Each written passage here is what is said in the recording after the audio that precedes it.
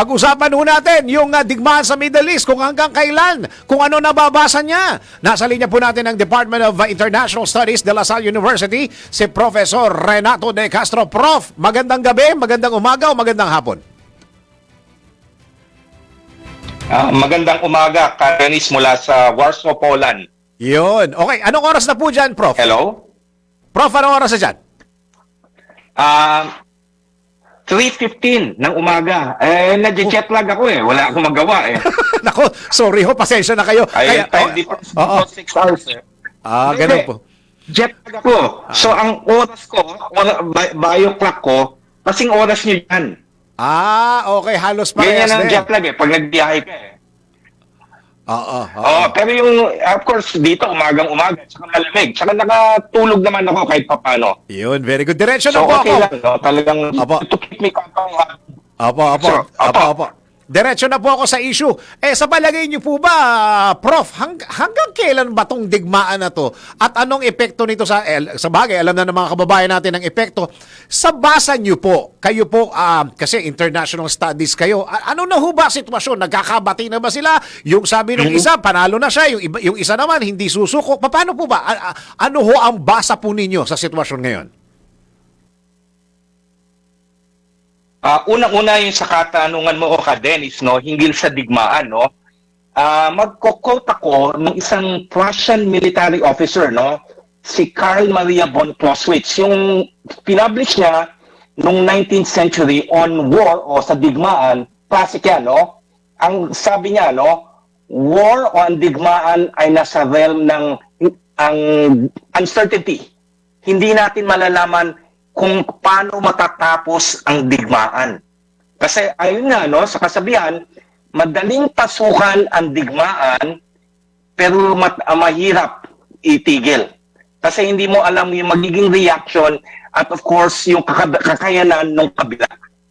So ayan ang sagot ko. Talagang matindi ngayon ang nangyayari. In fact, nagkakaroon ng tinatawag nating escalation ng digmaan. No? Kasi yung initial attack ng Amerika at of course Israel, kala nila mag-decapitate lang nila. Ibig sabihin, patayin mo yung liderato, kumbaga gigiba ng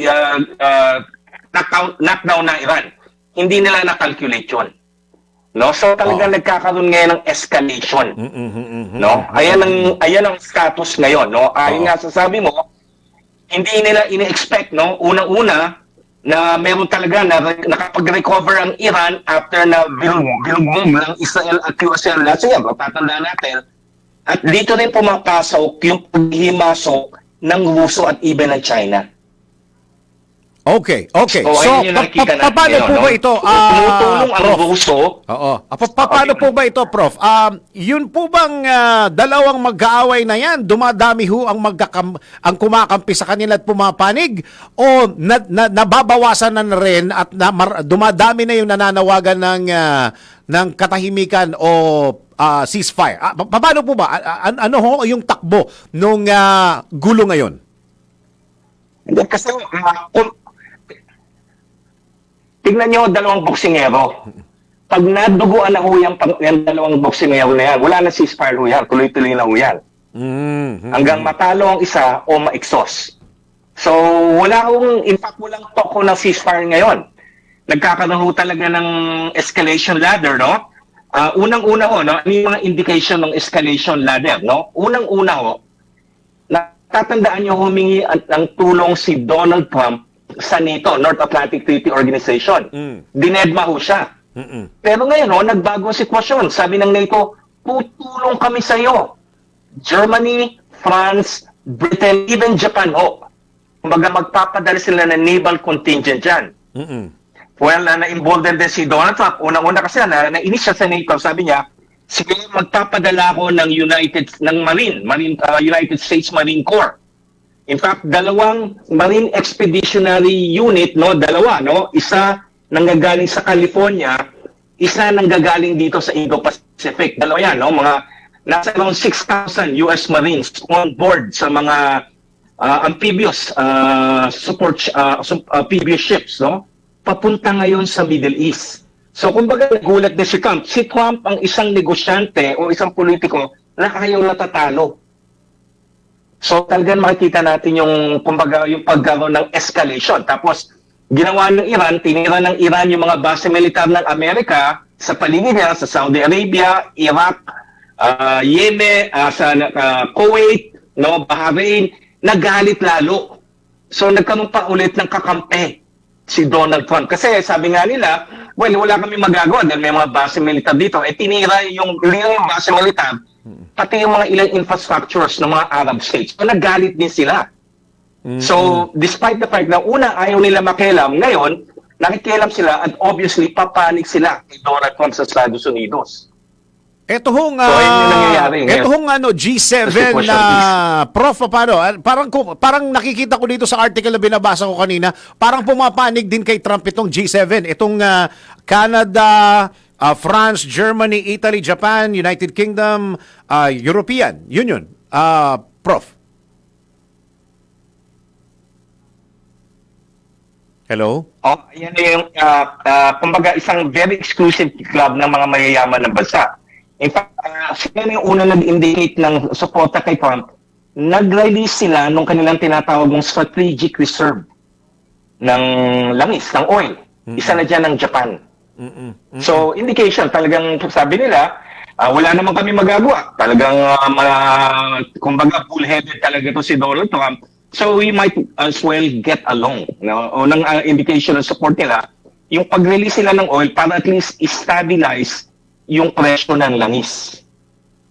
Okay. Prof, nakikitaan nyo ba ng ano to? Siguro here's gonna be my last question. Hello? Prof, para kayo'y makapagpahinga na rin. Nakikitaan nyo ba ng katapusan itong digmaan na to? Kung nakikitaan nyo ng dulo, hanggang ilang linggo o ilang buwan pa po ang pinag-uusapan natin, Prof?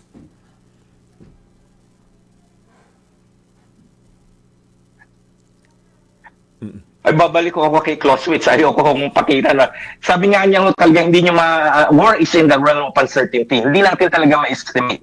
Lalo na nakikita natin escalation. Ang nangyayari ho dyan, magkakaroon ho ng certain adjustment, lalo na sa supply ng langis, sa presyo ng langis. Yun ho kasi period ng shock ho. No, na yung mga, lalo na yung mga nagpo-provide ng insurance mo doon sa mga tangke na nagdadala ng langis, ayun ho yung talagang nagkukos ng paniko. Kasi ayaw nilang mapiligro yung mga bangko kasi sila magbabayad ng insurance. So nagkakaroon ho ng adjustment to. Naghahanap sila ng bagong ruta para dalhin yung langis. May mga rinong pumapasok. Maaari yung langis mula sa Amerika, langis mula sa Ruso, even langis mula sa Iran na nasa karagatan po. No? Sabi ng Amerika, pwede niyong dalhin yung langis niyan sa pamdaigdigan merkado. Hindi namin kayo ihaharas.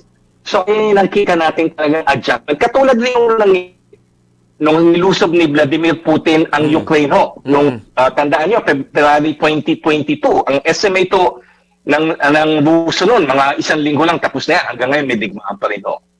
So, ganun ho talaga ang kumbaga karakteristiko ng digmaan. Madaling umpisahan, mahirap tapusin. Mahirap po, o napakahirap po talaga natigilan. Oo. O, sino ho ang pwedeng mamagitan diyan, Prof, para mabawasan yung tension na, Prof?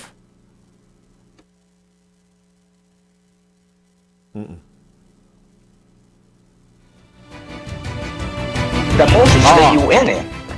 Pero talagang paralyzed din ng UN ngayon, no?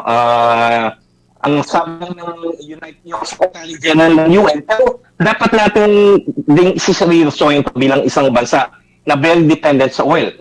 Probably, yung nangyayari ngayon sa Iran, opportunity na ho natin na para lumayo ho sa isang petroleum-based economy.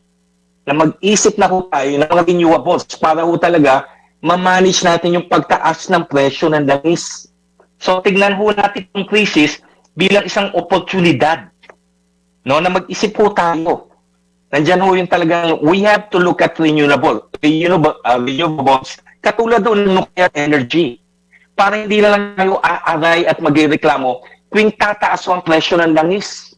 Di po ba? Yun. Okay. Prof, maraming salamat po sa oras na binigay niyo po sa DWIZ, Department of International Studies de La Salle University, si Professor Renato De Castro. Prof, thank you po. Thank you.